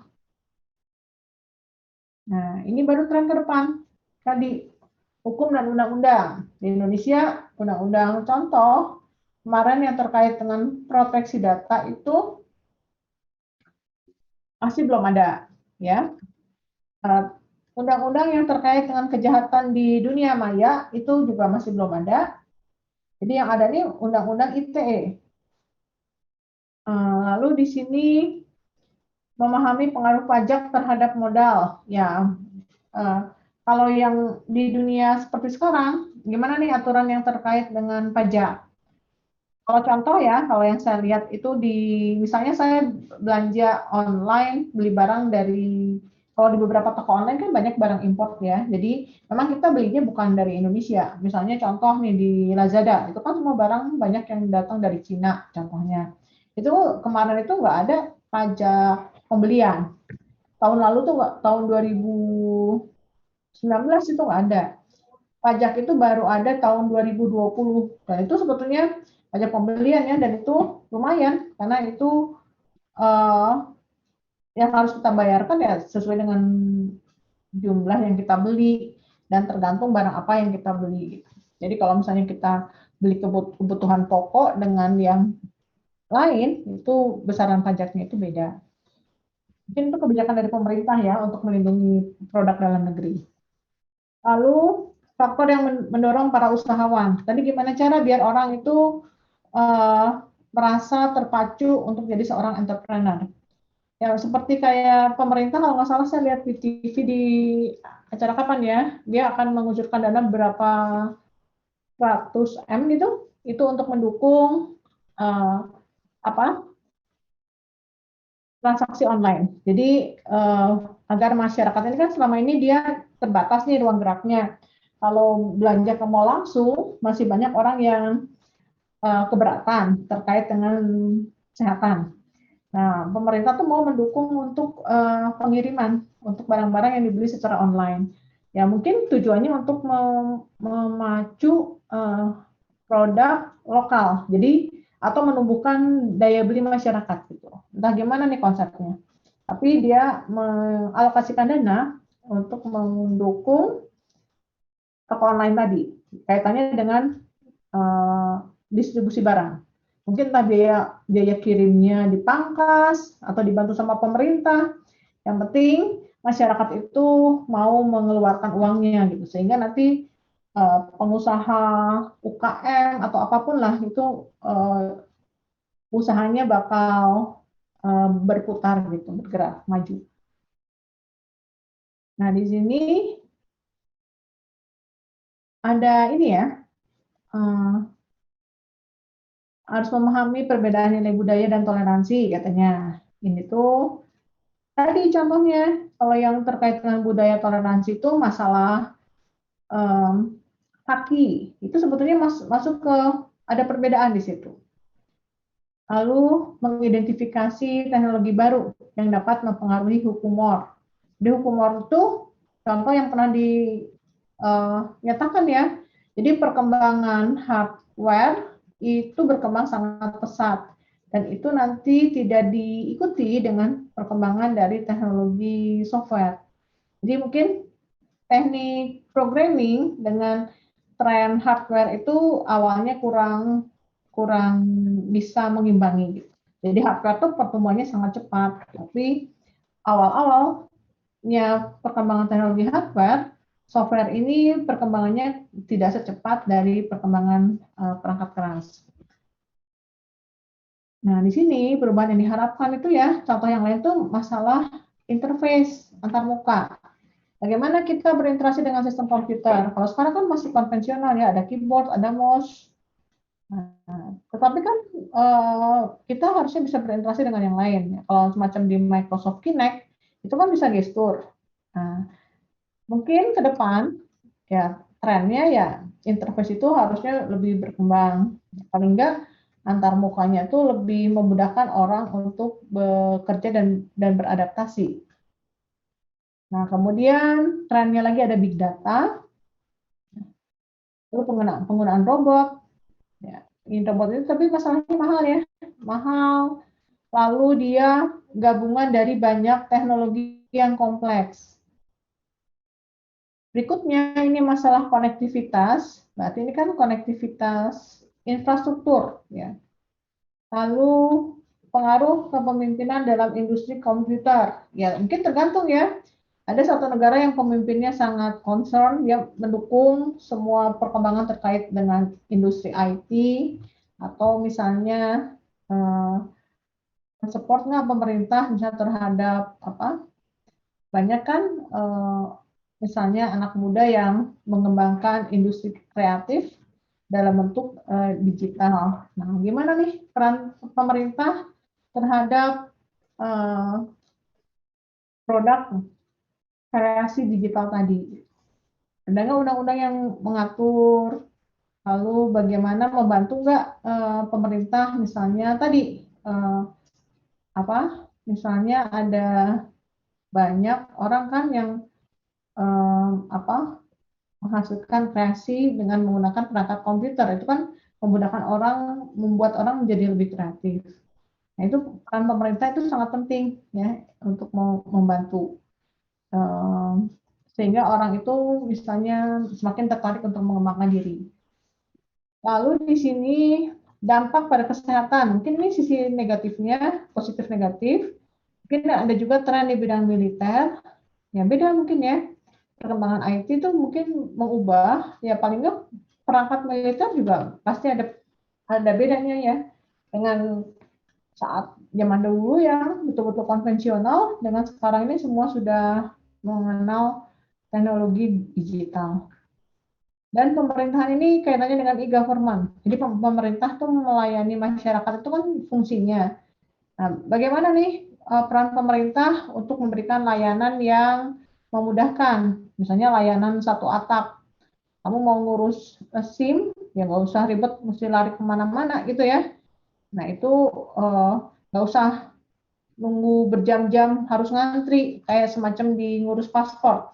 Kita kan bisa pesan antrian dulu ya, sehingga kalau misalnya dalam 1 hari kantor imigrasi itu sudah melayani 100 orang misalnya ya, kalau udah penuh ya dia nggak mungkin kita datang untuk meminta layanan. Jadi yang dilayani itu yang sudah registrasi di handphone, ada perangkat aplikasi mobilenya kan. Nah, itu kan sebetulnya untuk meningkatkan, memudahkan, membantu masyarakat untuk memudahkan agar cepat kan prosesnya ya, nggak usah ngantri berjam-jam ternyata nggak bisa dilayani gitu. Ini kan sebetulnya tren ke depan tuh harusnya ya apapun yang akan kita lakukan terkait dengan prosedur untuk mengurus kebutuhan beragam surat gitu ya, atau apapun lah yang terkait dengan fungsi kita sebagai warga negara, itu mungkin pemerintah harusnya ya bisa memudahkan. Kalau pajak itu udah simpel ya, pajak, bayar pajak, kita cuma ngisi aplikasi di web, laporan potongan dari lembaga yang lain, dari pemerintah, dari lembaga di mana kita bekerja, itu otomatis bisa dikenali, kan kita punya nomor NPWP pajak. Ya, dari nomor itu bisa mengenali nih semua laporan-laporan terkait dengan keuangan kita. Ya, di aplikasinya dia langsung bisa mengkalkulasi, sehingga nanti kita tahu gitu ya. Misalnya, oh ternyata kita harus kena pajak. Nah, untuk kena pajak pun untuk membayar nggak susah. Aplikasi bank yang mobile itu fiturnya sudah cukup banyak. Dan dia punya sistem keamanan yang khusus, ya, sehingga dia bisa mengenali apakah kita sudah bayar atau tidak gitu ya. Ada sistem pengenalan yang memungkinkan kita bisa berinteraksi dengan aman. Jadi dia nggak mengintegrasikan data pajak dengan data bank. Yang penting kalau saya bayar ya bayar aja ke bank. Bukti kodenya baru kita isi di aplikasi pajak. Jadi betul-betul dimudahkan gitu ya. Kita nggak usah keluar rumah pun itu semua urusan bisa jadi beres. Dan nanti mungkin ada masalah lagi yang penting itu strategi penyesuaian perubahan teknologi. Nah, gimana kesiapan masyarakat terkait dengan perubahan teknologi? Kita gimana cara biar masyarakat itu tidak gaptek gitu ya. Nah, itu kan sebetulnya peran pemerintah itu harus menonjol di situ, sehingga nanti masyarakat itu semua bakal melek teknologi gitu. Nah, ini yang kalau kita ngomongin ke belakang tadi ya, ini kan semua yang kita rasakan sekarang itu nggak lepas dari peran masa lalu. Nah, contoh ini yang masalah terkait dengan paten dan copyright. Amerika itu menjamin hak penulis dan penemu. Nah, lalu di sini penulis penemu dapat keuntungan dari hasil kerja yang diakui oleh pemerintahnya. Jadi ada hak paten, ada copyright. Gitu. Nah, kemudian tadi ya, masalah semangat menjadi entrepreneur. Nah, itu memang di contoh kalau kasus kayak di Amerika seperti ini, semua tokoh yang dianggap sebagai penemu itu mungkin di sistem pendidikannya di sana dijadikan konten, jadi masyarakat sana bakal hafal siapa tokoh penemu sejarah gitu. Jadi beda dengan kita ya, kita tokoh pahlawannya pahlawan perang, kalau di sana tokoh sejarahnya tuh yang penemu ya, penemu pesawat gitu ya, teknologi mobil, telepon. Nah, dan dia bisa menjelaskan bahwa orang yang menjadi penemu itu ya, itu seakan-akan sukses gitu hidupnya. Jadi itu sebetulnya mendorong orang untuk melakukan kreativitas. Jadi artinya penemu itu dilindungi, ada hukum paten tadi ya, ada copyright. Nah, sehingga membuat orang itu terdorong untuk membuat kreativitas. Di Amerika ini ada undang-undang hak cipta dan paten. Nah, kemudian tadi terkait dengan tadi ya, sejarah Perang Dunia. Nah, ini kan udah beda ya. Zaman dahulu kala nih, kita tahu ada kubunya AS, ada kubunya Soviet, Rusia misalnya. Saat itu orang cuma bersaingnya, bikin roket gitu kan, mengorbitkan satelit gitu. Dan itu secara fisik kan ukurannya sangat besar. Nah, tapi kalau sudah ke era pasca Perang Dunia Kedua, nah, setiap perusahaan itu dia membuat katanya miniaturisasi. Jadi dia membuat semacam beragam alat yang canggih tapi dengan ukuran yang jauh lebih kecil. Nah, jadi dan next-nya itu yang menjadikan sasarannya itu masalah terkait dengan keunggulan ekonomi. Jadi bukan siapa yang menang perang, ya menang perang tapi rakyatnya susah itu buat apa gitu ya. Ini lebih mengarah ke ekonominya yang unggul. Nah, baru kemudian di sini tadi ya, ada di negara maju itu banyak perusahaan swasta yang berperan terkait dengan penelitian. Dan kita mungkin jarang ya, mana ada perusahaan swasta yang mau meneliti. Ini contohnya ada lab perusahaan yang besar, IBM, Bell, gitu ya. Ini kan dia meneliti semua. Ini mainframe, Bell-nya itu PC, yang Xerox ini teknologi printer, malah user interface dia mempelajari. Nah, itu kan awalnya ada di situ. Nah, ini hasilnya, hasil dari lab.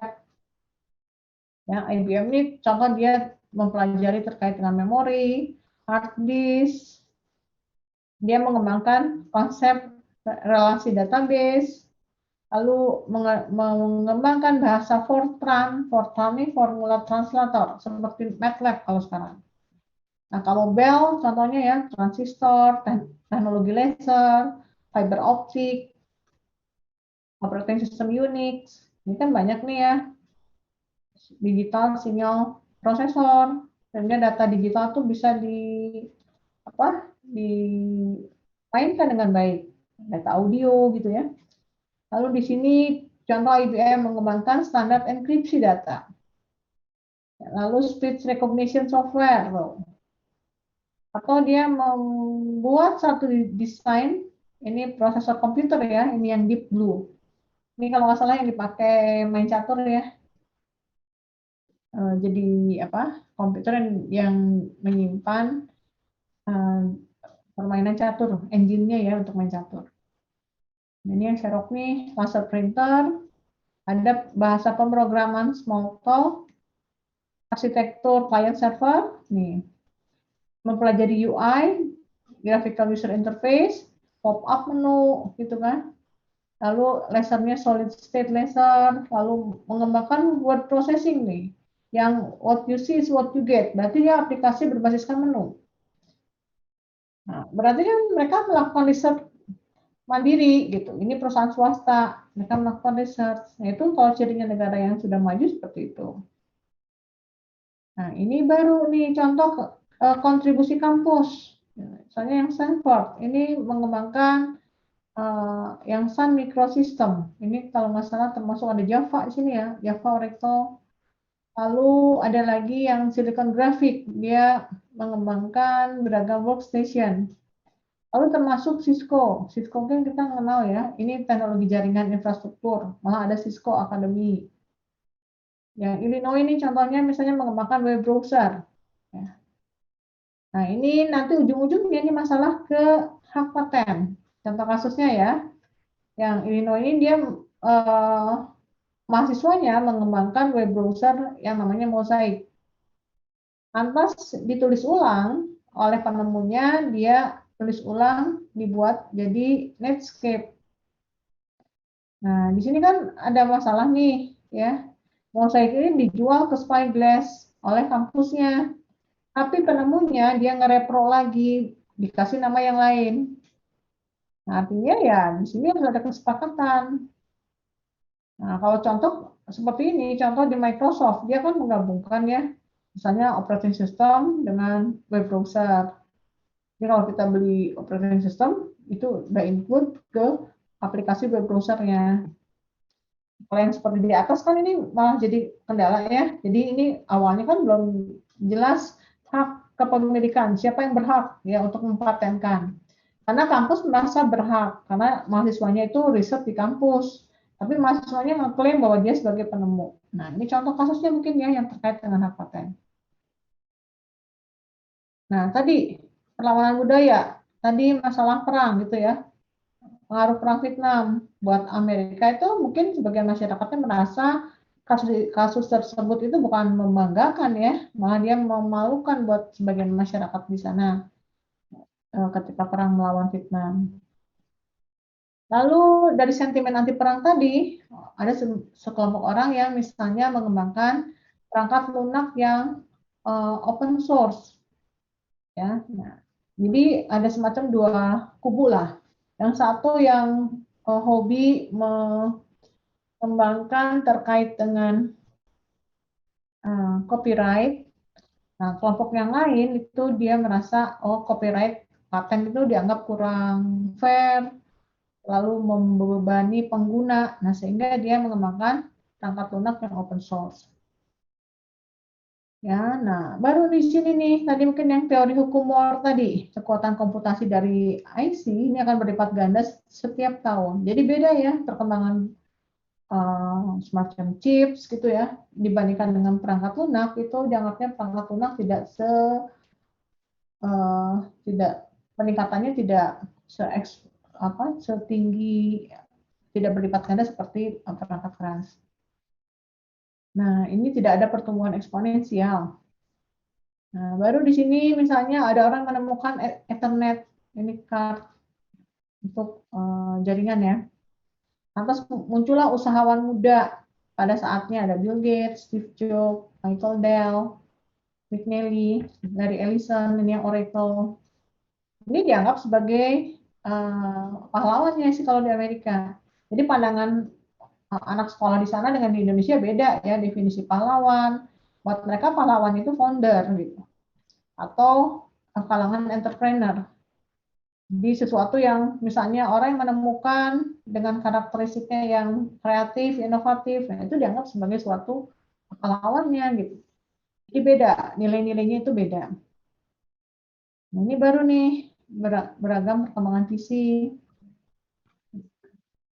Ini yang berperan. Ya, ini mulai dari mainframe, kemudian ini PC. Jadi versi komputer ini seakan-akan kalau di Amerika ada yang Apple dan ada lagi yang PC. Kalau PC itu artinya non Apple. Nah, contohnya ya seperti ini perkembangannya. Awalnya juga operating system kan terbatas ya. Ada Microsoft DOS, operating system. Nah, pada saat itu juga mungkin Apple ini tergolong PC yang mahal ya di Amerika. Jadi sehingga ada dua merek yang beda. Jadi ada Apple sama ada PC. PC itu ya seakan-akan ya masyarakat di sana pada saat itu dia bisa merakit sendiri, install sendiri gitu. Ini timelinenya. Windows itu ada mulai dari tahun 95. Mungkin ini yang di atas ini sebelumnya masih DOS ya. DOS, ada Office untuk Macintosh. Oh, DOS versi 3 ini 90, Windows 95 tahun 95, web browser tahun 97. Baru ada yang namanya, oh ini sejarahnya Apple. Ini versi Microsoft, ini sejarahnya Apple. Oke, sampai sini. Sudah tambahan? Baru di sini ada nih undang-undang hak penulis dan penemu. Lalu gimana data digital yang didistribusikan melalui internet? Lagu, gambar, video, gimana metode pembayarannya gitu. Lalu masalahnya lagi, tren ke depan itu yang terkait dengan copyright perangkat lunak. Lalu ini fakta di Amerika nih, tahun 99. Ya, ilmuwan komputer nih ada 90, masternya cuma 29%. Dan yang level jenjang lebih tinggi itu 39% itu pendatang berarti ini kan. 39% itu dokter asing, berarti dia pendatang. Nah, baru difikirkan nih bagaimana insentif terkait dengan pelindungan hak untuk mendapatkan keuntungan dari ide-ide. Nah, ini sebetulnya kaitannya dengan hukum paten. Kalau kamu punya ide, punya konsep, didaftarkan, kaitannya bagaimana untuk pembayaran dari semacam royalti ya. Jadi kalau kamu punya penemuan, kamu patenkan, ada orang yang menggunakan konsep yang Anda kembangkan tadi. Nah, gimana cara aturan-aturannya gitu terkait dengan penggunaan ya ide-ide milik orang lain. Ini kan pelindungan hak, jadi melindungi hak kepemilikan seseorang. Nah, kalau tren ke depan mungkin nanti ada online vote. Lalu masalah supremasi hukumnya gimana nih untuk khusus untuk transaksi untuk data digital. Lalu nanti ke depan itu gimana kalau misalnya kaitannya dengan asuransi dan kesehatan. Prosedurnya gitu ya. Lalu gimana untuk memproteksi datanya, sistem keamanan, terutama untuk data medis. Nah, lalu nanti mungkin ke depan itu untuk mengenali seseorang itu bukan dari KTP ya, bukan hanya dari fingerprint. Ya, ini mungkin sekarang kan kita masih menggunakan konsep biometrik. Jadi ke depan nanti ada sequence DNA ya untuk mengenali seseorang. Nah, atau tren yang lain yang berbeda, ini masalah misalnya teroris kan bisa dia punya alat yang lain ya, untuk melakukan aksinya. Jadi dengan beragam perkembangan teknologi IT, mungkin ini malah memudahkan ya seorang teroris misalnya untuk meneror gitu ya. Nah, ini yang harus dijadikan dasar pertimbangan. Lalu masalah cyber war. Nah, ini kan juga jadi masalah. Mungkin kalau kita nggak suka mempelajari terkait dengan sistem keamanan, suka ngehack dan lain-lain, mungkin kita nggak pernah mengamati ya yang terkait dengan cyber war tadi. Tetapi kalau ada orang yang suka mempelajari sistem keamanan, ya mungkin ada ya di belakang layar lah ibaratnya. Nah, lalu kaitannya dengan peningkatan ketergantungan terhadap sumber daya asing. Nah, itu gimana tuh? Mungkin ada satu negara yang merasa eksistensinya terancam. Jadi masyarakatnya mengkonsumsi semua produk luar, tapi nggak ada produk di negaranya itu yang misalnya bisa dia jual keluar. Jadi dia ngerasa, wah gimana nih nggak imbang. Masyarakatnya semua produknya misalnya adanya transaksi online memudahkan misalnya malah untuk menggunakan semua produk dari luar gitu. Jadi sehingga dia meningkatkan ketergantungan. Terutama kan untuk negara yang nggak punya sumber daya apapun, ini kan berarti suatu ancaman. Jadi kan artinya untuk menjaga kelangsungan hidupnya ya pemerintahnya kan harus membuat satu aturan.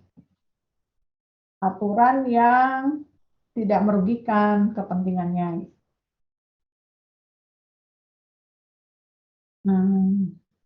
Mungkin ada perubahan ya. Dulu kita pakai surat kabar yang langganan itu ya, yang dikirim ke rumah, nonton stasiun TV untuk mencari informasi, sekarang sudah berubah. Lalu tren ke depan mungkin orang ngikutin sukanya cerita fiksi ilmiah gitu kan. Kalau dulu mungkin nggak ada kan cerita-cerita seperti itu. Cuma nanti masalahnya itu kan kita harus tahu nih bagaimana hal itu bisa mempengaruhi keberadaan hidup seseorang. Ya, terutama misalnya kalau keluarga nih, keluarganya punya kalau di satu keluarga orangnya sudah dewasa semua sih sebetulnya nggak susah untuk mengontrol ya. Tapi mungkin kalau masih punya anak usia sekolah, seberapa besar sih pengaruh tren teknologi mempengaruhi kehidupan sehari-hari? Apa tindakan preventif yang harus diperhatikan? Misalnya ya preventif itu ya harus jaga-jaga kan. Kalau misalnya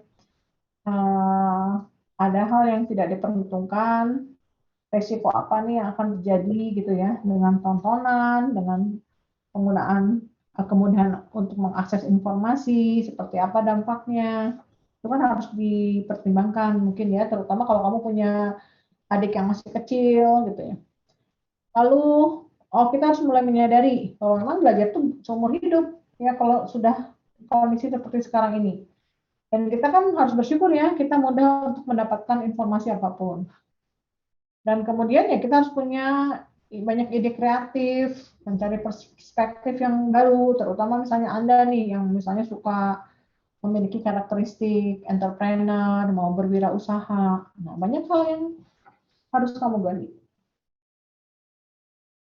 Nah, seperti itu. Yang mau menambahkan?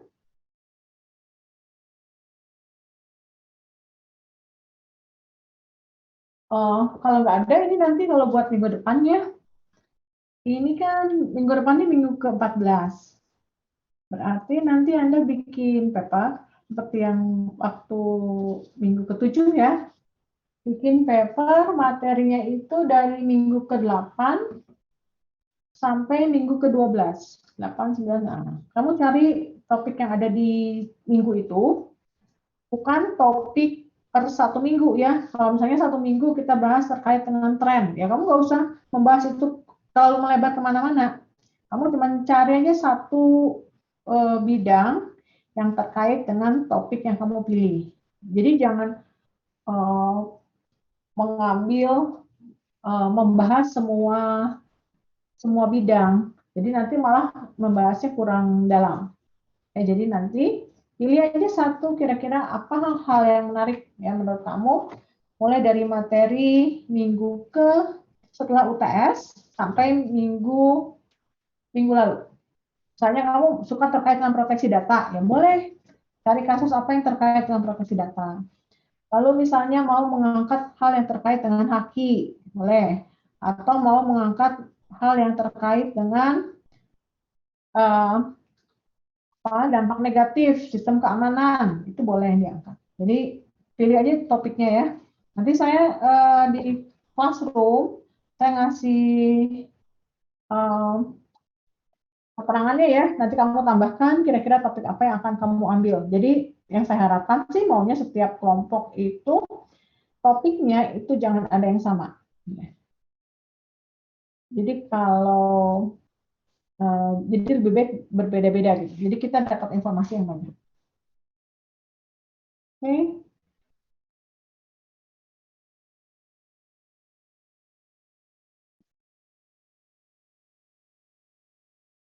Cukup ya hari ini?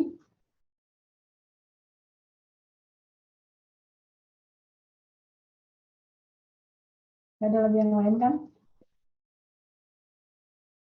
Nanti saya kasih deskripsinya untuk tugas di Google Classroom.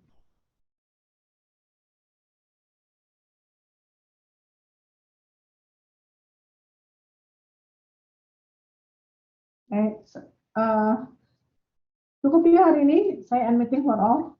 Karena saya masih ada kelas lagi yang lain. Kasih Bu. Ya, yuk.